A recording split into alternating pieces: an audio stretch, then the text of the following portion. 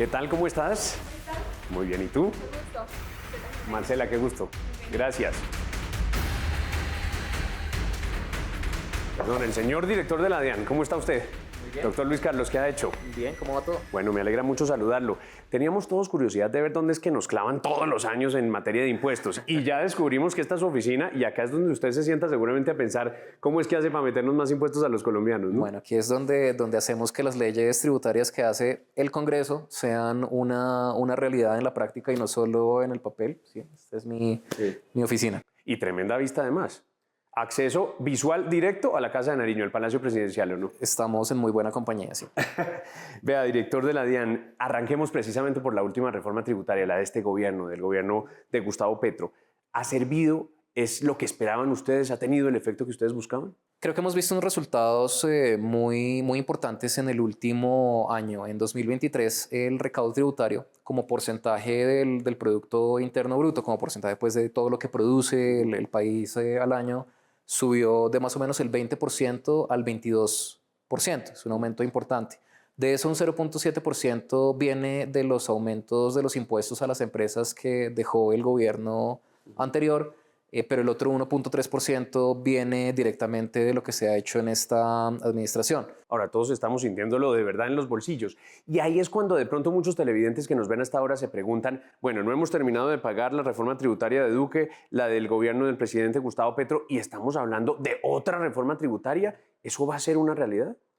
Bueno, como lo ha manifestado el presidente, esto es una cosa que nuevamente no tocaría los bolsillos de los contribuyentes digamos, de clase trabajadora, los asalariados, esa misma idea de que íbamos a subir impuestos a quienes tuvieran ingresos de más de 10 millones de pesos al mes, en ningún momento se está cuestionando. Las personas naturales son los mismos de siempre, los del sándwich, los de la clase media.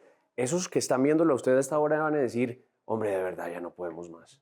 ¿Qué les dice a ellos? Bueno, les digo lo que ha dicho el presidente, y es que cuando se habla de las personas naturales a las que se les pasaría un poco de esta carga tributaria, el mismo resaltado que serían los dueños de esas empresas lo que pagan como personas naturales.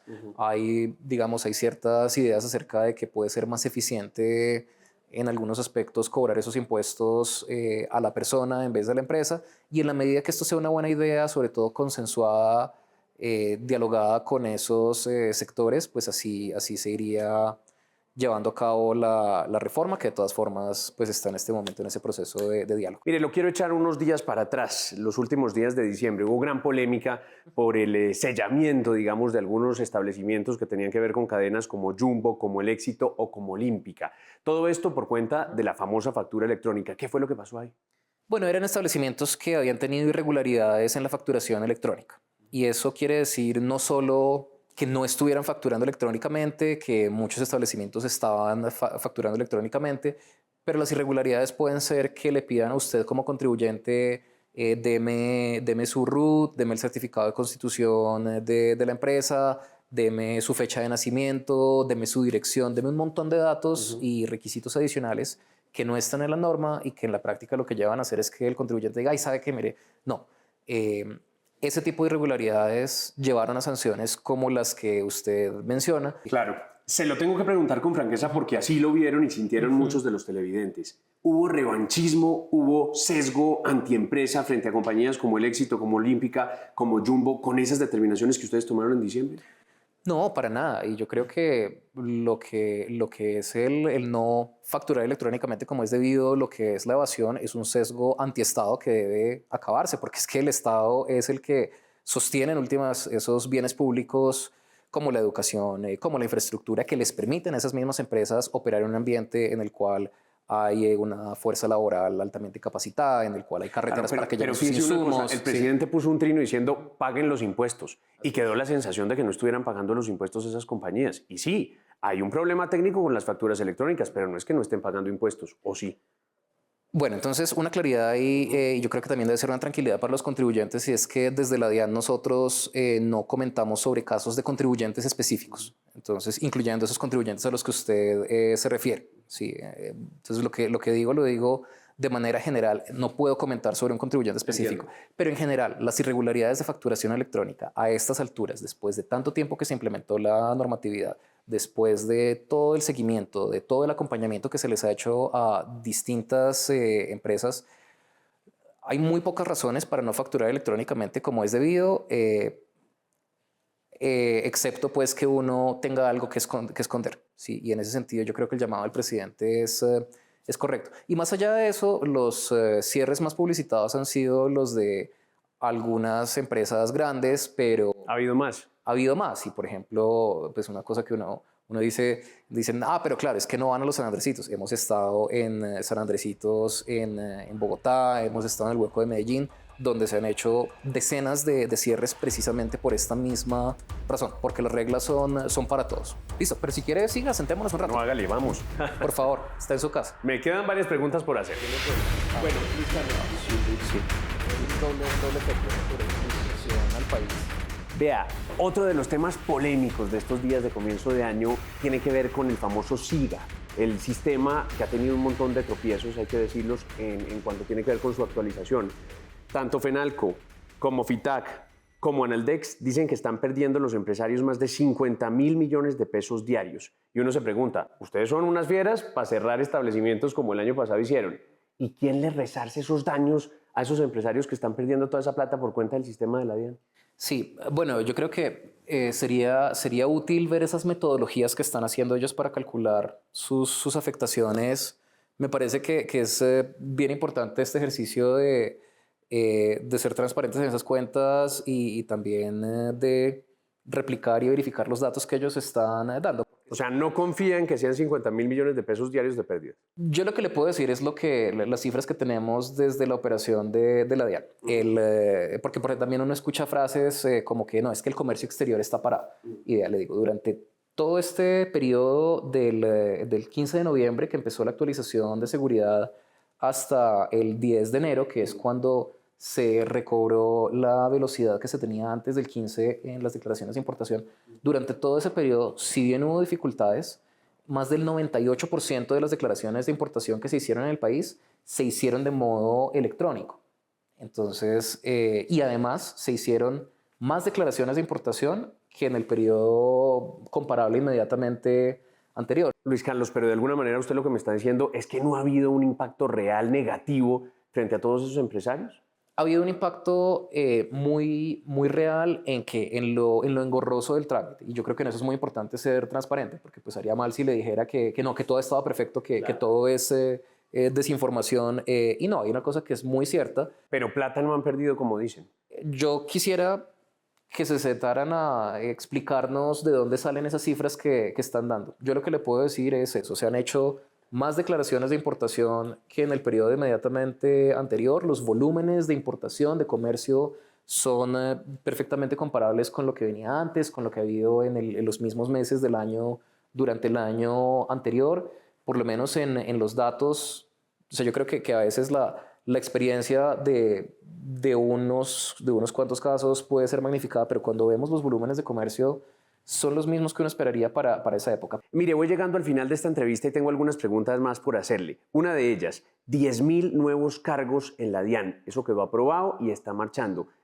¿Cómo darle la tranquilidad a los ciudadanos que no van a quedar muchos con esas corbatas como la que usted tiene puestas? Que no van a ser corbatas burocráticas los 10.000 que lleguen a la DIAN. Aquí las únicas corbatas que hay son las de seda. En cuanto a la contratación de esos funcionarios, hay dos razones por las cuales los colombianos pueden estar no solo tranquilos, sino, pues yo espero, satisfechos, quizá, ojalá, orgullosos de hacia dónde se está moviendo el Estado colombiano.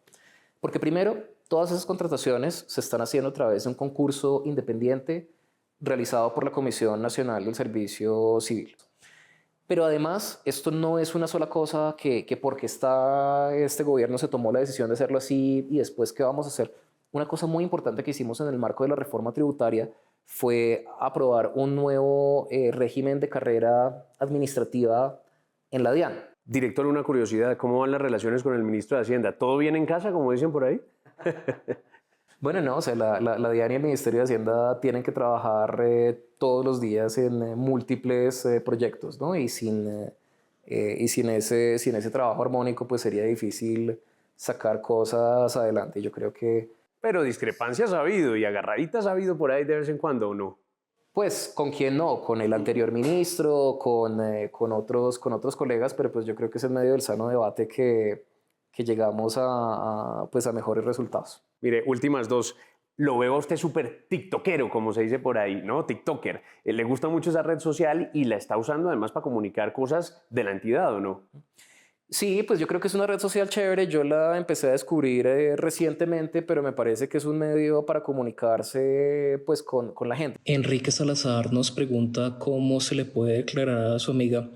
Enrique, es el mismo principio que con la DIAN. Lo mejor para todos es que sea sincero a la primera vez. ¿Y no lo madrean mucho de vez en cuando por ahí o qué? Pues menos de lo que yo esperaba, entonces el balance es positivo. Doctor Luis Carlos Reyes, la última pregunta. ¿Impuestos para qué? Muchos ciudadanos dirán, es que yo sí quisiera pagar impuestos, pero para ver que mis impuestos se van en una casa en Davos, Suiza, que cuesta un jurgo de plata y no sabemos sus resultados, para saber que mis impuestos se van en gastos suntuarios de la primera dama de la nación. A ese ciudadano que tiene esas quejas, diría yo, válidas, ¿usted qué les dice como el gran recaudador de impuestos que es? Bueno, lo primero que hemos hecho un esfuerzo desde la entidad en los correos que se les mandan a los contribuyentes cada año de explicarles en qué se están utilizando esos impuestos. Entonces, pues es un desglose de cuánto está aportando él como ciudadano individual, ella como ciudadana individual, que si pagaron 20 millones de impuesto de renta en ese año, tanto se fue a educación, tanto se fue a defensa. O sea, lo que hacemos en la DIAN es recaudo para los colombianos. Si a los colombianos no les gusta lo que se está haciendo con esa plata, pues es que por eso estamos en una democracia, por eso tenemos elecciones no solo a presidencia, sino a Congreso cada año, el presupuesto general de la nación, que es donde se determina cómo se gasta esa plata, se debate todos los años en ese marco, pues en una propuesta del Ministerio de Hacienda ante el Congreso de la República, y si no le gusta lo que se está haciendo con la plata, pues es su derecho como ciudadano no solo opinar que no le gusta, sino utilizar esas herramientas democráticas para, si toca, cambiarlo, ¿sí? Pero la respuesta no puede ser, porque es una respuesta que realmente no aporta a nuestra sociedad, usarlo como excusa para decir entonces esa es la justificación por la cual yo no voy a cumplir con mis obligaciones legales. Pues director de la DIAN, Luis Carlos Reyes, muchas gracias por recibirnos, por atender todas nuestras preguntas y trátenos con cariñitos a los colombianos, que ya estamos aportando suficiente, creo yo. Aquí hay mucho cariño para dar, no se preocupe. Gracias.